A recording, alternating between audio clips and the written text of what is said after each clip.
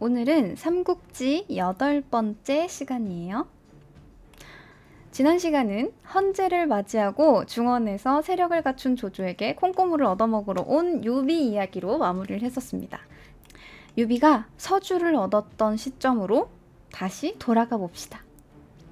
유비가 있던 서주는 사실 중원이랑은 좀 떨어져 있었고, 당시 유비도 먼저 누구를 칠 만큼 강성한 세력은 아니었기 때문에 한동안 이 평화를 누리고 있었습니다. 하지만 운전 나 혼자 잘한다고 교통사고 안 나는 거 아니죠? 이 군벌 간의 싸움도 나 혼자 평화를 외친다고 되는 게 아닙니다. 유비 또한 별로 원치 않는 싸움을 해야 했으니 그 상대가 바로 서주를 호시탐탐 노리던 원술입니다. 원술은 원소와 조조에게 패해 양주로 도망간 뒤에도 정신을 차리지 못하고 있었는데, 썩어도 준치라고 있던 양주자사 진우를 몰아내고 앉은 자리임에도 불구하고 어느 정도 세력을 회복하여 서주를 넘볼 수 있을 정도로 다시 자리를 잡고 있었습니다. 하지만 사람 쉽게 바뀌지 않죠. 원술의 성품은 어디 가지 않아서 양주에서 좀 살만해지니까 옆 동네 서주가 자기 땅인 양, 자칭 서주백이라고 떠들고 다니기 시작합니다. 자, 그럼 진짜 서주의 주인인 유비의 입장에선 이게 절대 달가울 리가 없겠죠. 게다가 유비와 원술은 서로 만만해 보이는 상태였는데, 유비는 이미 이빨 다 빠진 호랑이인 원술 정도야 내가 제압할 수 있지, 어디서 내 서주에 침을 흘려?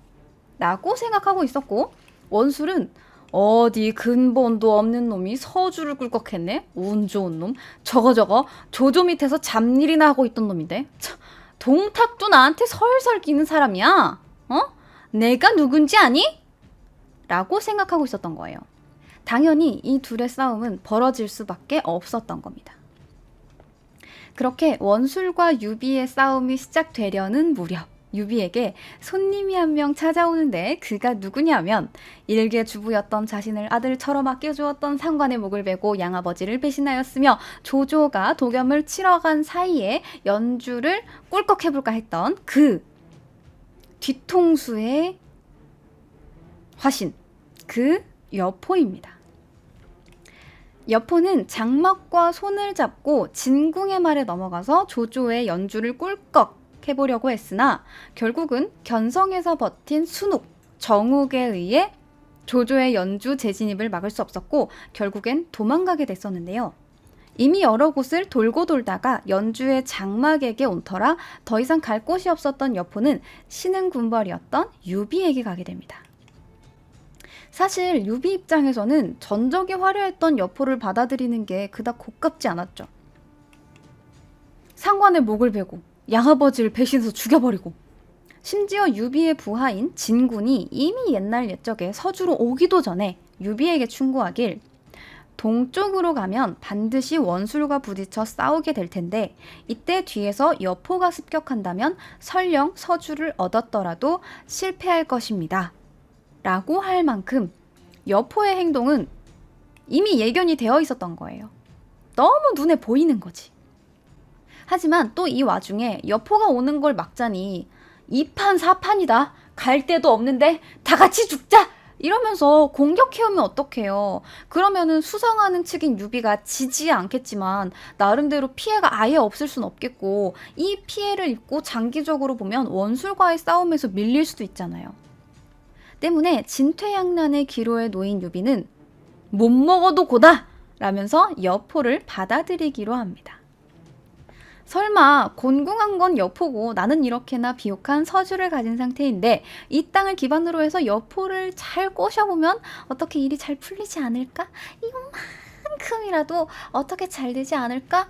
라고 기대한 유비의 선택이었으나 이 기대는 첫 대면부터 산산조각 나게 됩니다. 이 둘의 만남에 대해서는 영웅기에서 기록하고 있는 바를 잠깐 보도록 합시다. 여포는 유비를 만나보고 그를 매우 공경하며 말했다. 나는 경과 같이 변방 땅 출신의 사람이요. 나는 여러 무리가 관동에서 반동탁을 외치며 거병하기에 동탁을 주살했는데 동탁을 죽이고 동쪽으로 나오니 오히려 관동의 제후와 장수들은 나를 편히 대해주지 않고 죽이려고만 했소. 그러니까 이 여포는 신세를 지러 와서 어떻게든 지푸라기를 잡겠다고 와서 처음부터 얼굴 딱 보자마자 야, 나는 니들이 하도 반동탁 뭐라 하길래 반동탁을 잡아갖고 죽여줬더니 아니 뭐 애들이 나를 이렇게 막 떠받드는 것도 안 보이고 막 사람들이 나를 막 홀대고 그러네? 라는 소리를 했는데 그 다음에 또 이런 이야기를 해요. 이제부터 우리가 형제를 맺어 자네를 동생이라 부를 테니 내 아내에게 형수의 예를 갖추어 절을 하게나 동생. 이러면서 유비를 자신의 아내에게 절을 하게 하고 마음대로 동생이라고 부릅니다. 야 역시 여포 양아치 성격이 어디 안 가요. 사람은 안 변합니다. 아무튼 이런 이야기를 들은 유비 어떻게 했겠어요? 배알이 없는 건지 정치적 판단이었던 건지 여포한테 맞춰줍니다. 아이 그러면요 형님. 아이 참 형님이 이제 오셨네요. 제가 형님을 알아보지 않았겠습니까?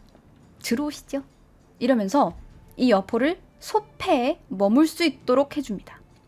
뭐 어찌되었건 겉보기에는 둘 사이에 어쨌든 겉보기에는 유비가 여포를 받아들였고 유비의 세력이 여포를 흡수하여 강성해진 것처럼 보입니다. 유비도 비슷한 생각이었는지 일단 여포를 달래놓았고 주변에서 보기에 강해 보이니 원수를 치러 가봅니다. 자, 그렇게 원술과 서로 대치하고 한 달 정도를 전투를 할 무렵 서로 전면전까지는 아니고 적당하게 대치를 하면서 시간도 끌고 국지전도 벌이고 서로 간지비를 하면서 한 달 정도가 지났을 때 언젠가는 터질 일이 결국 터져버립니다. 그것이 바로 여포의 배신입니다. 사실 이 여포의 배신은 처음부터 예정된 것이었습니다. 여포는 사실 서주에 도착하자마자 원술이랑 편지를 주고받았어요. 원술은 편지를 보내 여포를 꼬십니다. 이렇게요. 여포 당신에게 3가지 공이 있으니 그 3가지 공이 무엇이냐 하면 내 일가 친척을 죽인 동탁을 죽이기 위해 내가 스스로 거병하였으나 동탁을 찢어 죽이지 못하였는데 대신 죽여준 것이 첫 번째 공이요. 내가 조조와 싸워 패해 거의 망할 뻔했는데 여포 당신이 조조를 쳐서 나를 위급한 상황에서 구해주었으니 그것이 두 번째 공이요. 유비란 놈이 세상에 있다는 걸 듣도 보도 못했는데 이놈이 병사를 일으켜 나와 싸웠소. 이 싸움에서 여포의 위령에 힘입어 내가 유비를 격파했으니 그 공이 3번째요. 이 공을 높이 사서 내가 장군에게 20만 곡의 쌀을 보내니 기껍게 받으시오. 장군은 여러 해 동안 계속 전투를 거듭하느라 곡식이 모자랐을 테니 20만 곡 말고도 앞으로 계속 곡식을 주겠소. 라고 합니다. 여포는 이 칭찬 가득한 편지와 20만 곡의 곡식을 준다는 말에 껌뻑 넘어가서 원술이랑 손을 잡고 원술의 말에 따라 유비가 원술과 대치하는 사이 유비의 근거지인 하비를 치게 됩니다.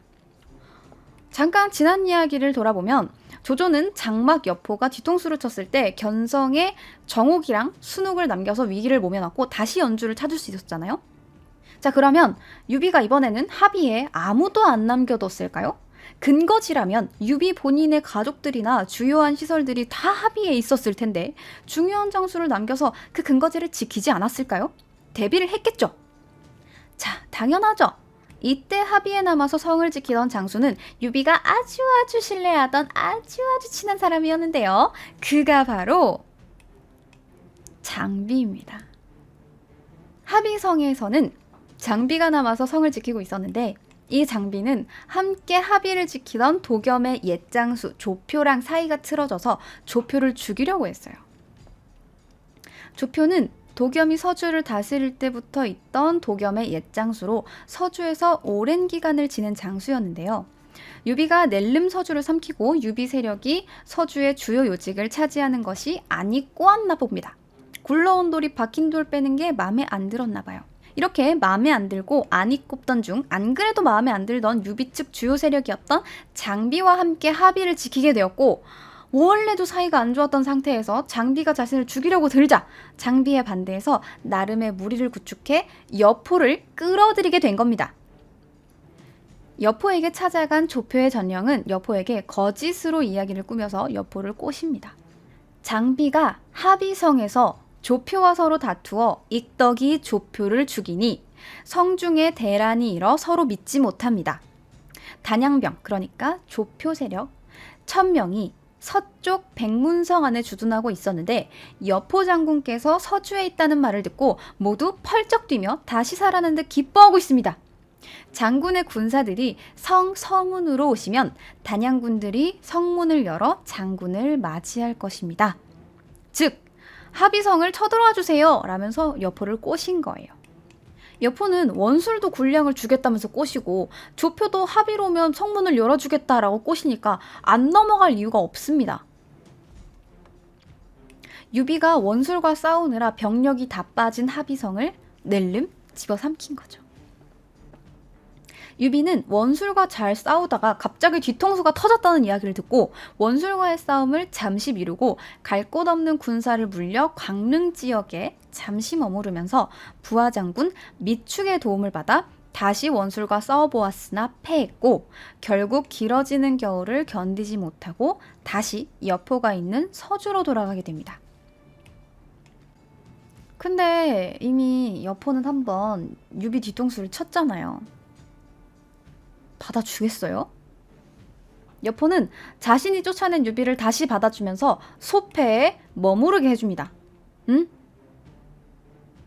뭐가 좀 이상하지 않습니까? 받아준다니요? 자기가 뒤통수를 쳐놓고 받아준다고요? 말이 좀 안 되는 것 같은데, 그죠? 자, 하지만 상황을 조금 더 살펴보면 받아준 사람이나 뒤통수를 친 놈이나 아래로 들어간 사람이나 조금 이해가 되는 부분도 생깁니다. 조금요. 자, 이 당시 유비의 상황을 좀 더 자세히 알아봅시다. 문헌을 살펴보면 유비가 여포를 받아들이고 원수를 치러 간 것이 늦가을쯤이니까 곧 겨울이 올 시기였는데 근거지인 서주를 털렸으니 군량 보급이 원활하지 않아질 테고 겨울이 찾아오면 현지에서 자급하여 활동하기도 힘들기 때문에 전투를 이어가기 힘들겠다는 판단이 있었을 겁니다. 실제로 영웅기의 기록을 보면 유비가 광릉에 주둔할 때 기아로 곤축하여 대소관원, 군사들이 서로 잡아먹을 지경이었고 곤궁과 굶주림이 핍박하자 소패로 돌아가고자 했다. 이에 관원을 보내 여포에게 항복을 청했다 라고 적고 있는데 이게 조금 과장된 기록일 수도 있으나 적어도 원술과 맞서 싸우거나 여포에 대항하여 다른 근거지를 새로 확보하기에는 어려운 상황이었다는 거죠. 자, 그럼 일단 유비는 그렇다 쳐요. 갈 곳이 없어서 새로운 근거지를 마련하기 힘들어서 다시 여포한테 돌아갔다라고 생각해봐요. 말이 좀 되는 것 같기도 해요. 근데 여포는 유비를 왜 받아준 걸까요? 인간적으로 뒤통수 칠 거 다 쳐놓고 다시 받아주기는 좀 껄끄럽지 않나요? 다시 얼굴 쳐다보기도 민망스러울 텐데요. 아무리 제멋대로 살고 인성질을 상식 밖으로 하는 여포라고 해도 자기가 곤궁할 때 찾아와가지고 개그로 있다가 빈집털이 낼름 해놓고 찾아오니까 이제 우리 한번 잘 지내봅시다 동생 하는 것도 좀 말이 안 되죠. 하지만 여러분들 알고 계시듯 이 시대의 평균 인성이 원래 말도 안 되는 수준입니다. 그리고 이것 역시 그냥 내가 좀 미안하네 라면서 받아준 게 아니라 나름의 이유가 또 있었습니다. 애당초 가만히 있던 여포가 유비의 근거지인 합의를 쳐서 먹고 서주를 점령한 것은 조표의 꼬임도 있었지만 원술이 20만 곡의 곡식을 지원해 주겠으니 유비를 치라 라고 설득한 게 상당히 컸는데 원술이 이 약속을 지키지 않습니다. 즉 곡식을 주지 않았던 거죠. 곡식이 제대로 오지 않자 어라? 원술 이놈 보게? 화장실 들어갈 때랑 나올 때가 다른 놈이네. 요놈 요거 아주 혼쭐을 내줘야겠구나 라고 생각하면서 다시 유비를 받아들여서 원수를 칠 계획이었습니다. 가만히 들어보면 전쟁이 애들 소꿉장난도 아니고 곡식을 준다고 했다가 안 준 놈도 그렇고 준다고 해서 쫓아냈다가 안 준다니까 다시 화해난 놈도 그렇고 아무튼 개판이에요. 어찌되었건 유비의 입장에서는 여포가 어떤 마음으로 받아줬건 간에 합의를 빼앗겼을 때 같이 잡혀간 가족들도 돌려받을 수 있었고 돌아갈 땅도 생겼기 때문에 여포의 호의 아닌 호의에 감사하며 서주의 소패, 처음에 유비가 여포를 받아주었을 때 여포에게 내주었던 그 소패로 가게 됩니다. 이제 주객이 전도된 셈입니다. 정사에서는 이 부분에 대해 이렇게 기록하고 있어요. 여포가 군대를 이끌고 합의를 습격하여 유비의 처자를 붙잡았다. 유비는 광릉에서로 패주했다가 굶주리고 공궁하여 여포에게 항복. 여포 또한 원술이 다시 군량을 보내지 않는 것에 분을 품으니 이에 말과 수레를 갖추어 유비를 영접하고 그를 예주자사로 삼아 소패로 보내 주둔하게 했다. 라는 걸 보면 3살 배기 애들 싸움도 아니고 자기 맘대로 쫓아냈다가 마음대로 수레랑 말을 갖추어 영접했다가 자기들 마음대로입니다. 어찌되었건 이렇게 소패에 주둔하게 된 유비는 소패에서 조용히 세력을 다시 키웁니다. 유비와 여포가 이렇게 덤앤더머를 찍고 있는 동안 원술은 이 상황이 마음에 들지 않아요. 애초에 서주를 먹으려고 유비를 쳤던 건데 서주도 못 먹었죠? 그렇다고 유비를 잡은 것도 아니죠? 여포가 유비와 싸우고 헤어져서 두 세력이 나누어져서 약해진 것도 아니죠. 그렇다고 여포랑 사이가 좋은 것도 아니라서 서주와 협력해서 다른 땅을 노릴 수도 없게 됐어요. 결국 이 원술 입장에서는 얻은 게 없어요. 뭐 하나 제대로 된 게 없었기 때문에 이 많은 불만사항 중에 제일 쉬워 보이는 것부터 처리하기로 마음먹은 원술은 쉬워 보였던 유비를 치기로 결심합니다. 한번 이겨서 좀 쉬워 보였나 봅니다. 일단 여포와의 사이를 확고히 해서 유비를 치는 동안 뒤통수를 맞지 않고자 한 원술은 여포의 딸과 자신의 아들을 결혼시키기로 합니다. 어지간한 동맹을 맺으면 여포가 자신을 믿지도 못할 거고 어쨌든 자기는 군량을 준다고 했는데 안 줬던 거니까 여포도 믿지 못했을 테고 좀 어중간하게 우리 다시 한번 잘해보자 라고 했으면 여포가 또 뒤통수를 칠 수도 있잖아요. 여포가 이 결혼을 승낙하자 원술은 이제 마음 편히 유비에게 쳐들어가게 되죠. 원술은 부하장수 기령에게 기병과 보병을 합쳐 3만을 데리고 유비를 공격하게 하는데 유비는 딱 봐도 이길 것 같지가 않자 나름 상관으로 있었던 여포에게 헬프를 요청합니다. 아니 이게 무슨 소리야. 여포는 원술과 사돈지간이기 때문에 제정신이라면 사실 유비를 돕지 않는 게 맞지만 앞서 여러 번 보셨죠. 이 이야기 속에 제정신이 몇 명 없습니다. 여포 또한 부하장수를 모아 어떻게 할지 회의를 하게 됩니다. 근데 여포의 부하장수들 중에는 그래도 좀 제정신이었던 사람이 있었던 건지 하나같이 입을 모아서 장군께서 늘 유비를 죽이려고 하셨으니 이번 기회에 원술의 손을 빌려 유비를 처리하십시오 라고 말했지만 여포는 이럴 거면 회의를 왜 열었는지 청개구리 신본 건지 답정너였던 건지 원술이 만약 유비를 격파하면 북쪽으로 태산의 세력과 연합하게 될 테니 나는 원술의 세력에게 포위된 꼴이 될 것이요. 구원하지 않을 수 없소. 라며 애당초 유비 뒤통수를 치지 않았거나 혹은 원술과 사돈지간이 아니었으면 꽤나 그럴싸했을 것 같은 말을 남기고 유비를 도우러 갑니다. 자, 그럼 앞서 기령이 몇 명을 데려왔다고 했었죠? 기병이랑 보병이 합쳐서 3만 명. 여포는 그런 거 필요 없어요. 대충 한 1000여 명 정도 데리고 유비한테 갑니다. 자, 그러자 유비를 신나게 털고 있던 기령은 여포가 도착했다라는 말을 듣고 일단 싸움을 멈추고 여포를 만나러 갑니다. 어쨌든 자기 상관이랑 사돈이잖아요. 그리고 굳이 유비를 치러 와서 여포랑 같이 싸울 이유는 없잖아요. 그래서 여포는 기령이랑 유비를 둘 다 불러다가 술자리를 하나 합니다. 술자리를 하면서 이야기를 해요. 지금 싸우다가 갑자기 불려와가지고 부장님 술자리에 불려와가지고 같이 지금 적이랑 술을 마시고 있는 상황이에요. 여포가 기령이랑 유비를 둘 다 불러서 술자리를 하면서 이렇게 이야기합니다. 네, 여부장님이 한 말씀 하십니다. 잘 들으세요. 현덕은 내 동생인데 그대들에게 곤란을 당하니 그를 구해주러 왔소. 내 천성이 함께 어울려 싸우는 것을 좋아하지 않고 오히려 싸움을 말리고 화해하는 것을 좋아하오. 라는 말도 안 되는 소리를 한 여포는 병사를 시켜서 영문 앞, 그러니까 군영의 문 앞에다가 극을 하나 빡 세우게 합니다.